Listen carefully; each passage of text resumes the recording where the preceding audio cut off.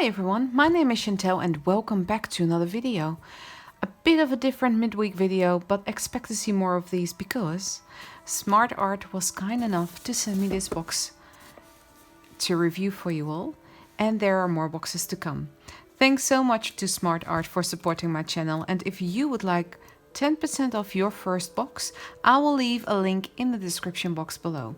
But let's open the box as I am excited to see what's inside. It is jam-packed with all sorts of goodies. This is, by the way, the June box. So you get your little pamphlet, and at the back there are prompts for the month of June that was, because it's July now, citrus, ice cream, flutter, and standing. A palette, Royal Langnickel Aqua Flow brush pens, a 12-pack of Aqua Spectrum Noir Floral Dual Tip watercolor markers.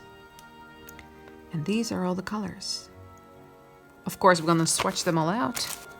A Cretacolor Monolith 4B pencil that's, by the looks of it, water soluble.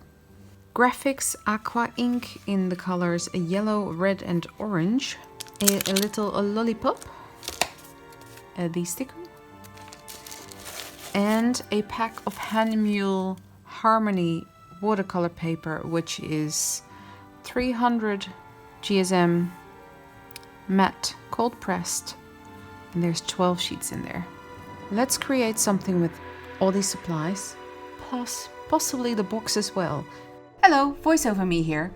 I filled up the brushes with water and put some of the ink on the palette with a dropper and then onto the swatching. These watercolors are very vibrant and they applied really well. The thing I wasn't too happy about were the watercolor brushes. They were losing hair, they were leaking, and even sucked up the pigments. The rest of this video I'm going to use my Pentel watercolor brush.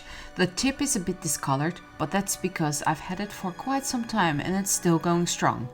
I'm speeding through the swatching of the markers, as you all know how markers work. The colors are really pretty and they re-wet really well.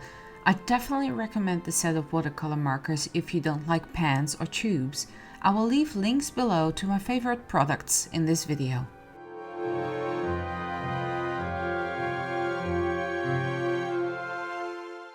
But let's create something with the supplies and the box. I cut off the sides of the box, which I have cut to size to create another box. I'm trying to think outside of the box here.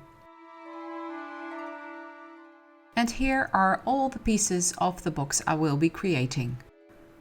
I'm covering both sides of all the pieces with the watercolor paper that was in the box. If you want to make this box yourself, I will leave all the measurements in the description box below.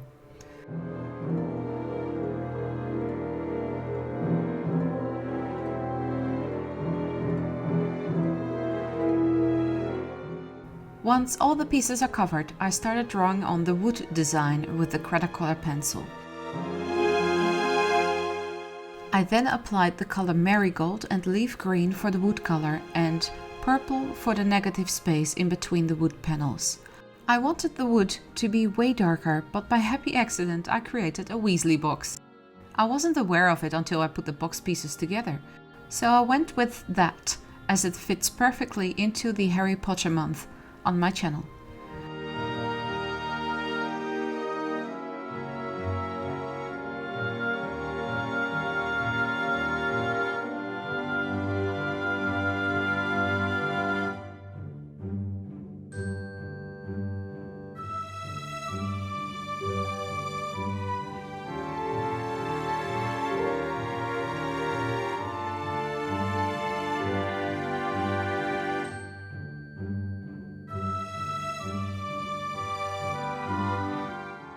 I then put the pieces together, and the glue I'm using is similar to Fabri-Tac glue, but you can also use PVA glue for this project.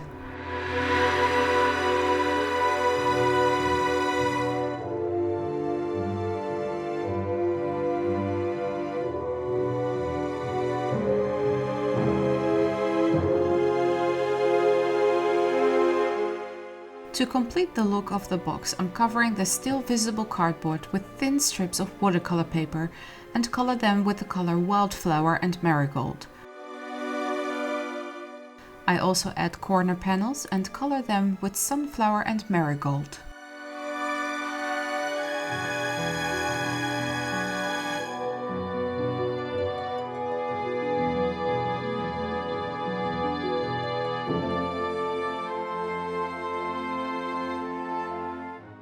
The small strips at the top of the box are the same color as used on the corner pieces. I add shading just next to the corner pieces and to the top of the box with leaf green.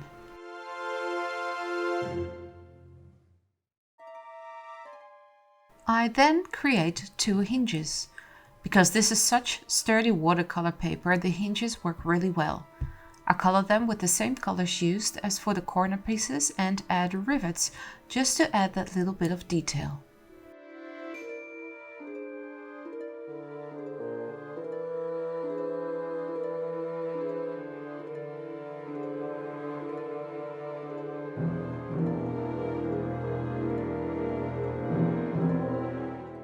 I really wanted to add a clasp to this box as well. I cut out a strip for the top part and the bottom part, and I cut a little rectangle in both.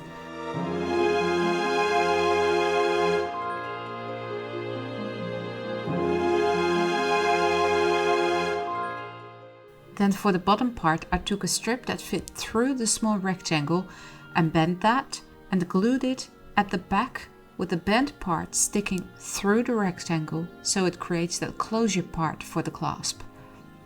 I then cut out a small strip of paper which I put through the closure part to keep the box shut, and that worked perfectly.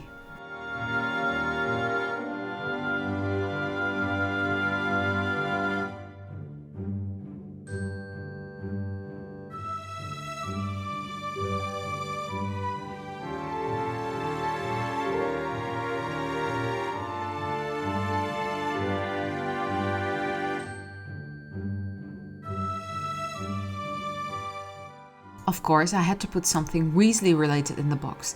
I cut out pieces of cardboard and covered them with the watercolor paper, just like I did with the box panels. I then painted them with the color Heather and glued them inside. From the tissue paper I created these little folded pieces that could be their wrapping paper or fabric even.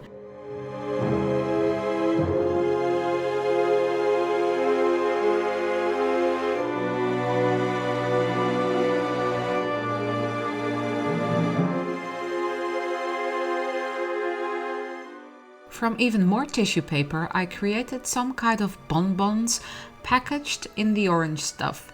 Simple but effective. From some of the watercolor paper that I colored by putting the markers down on plastic, spraying it with water and then putting the watercolor paper on top, I cut out strips to make faux books. You have to know how to look after your pygmy puffs when you buy them.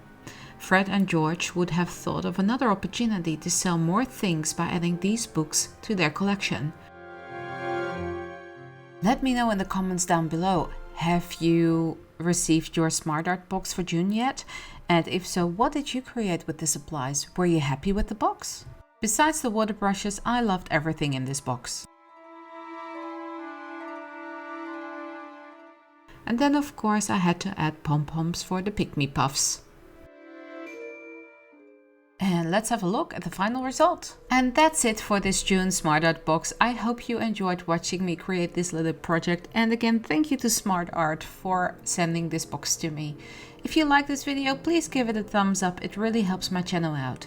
Make sure to check out my socials and consider supporting me on Patreon. And if you're new here, welcome.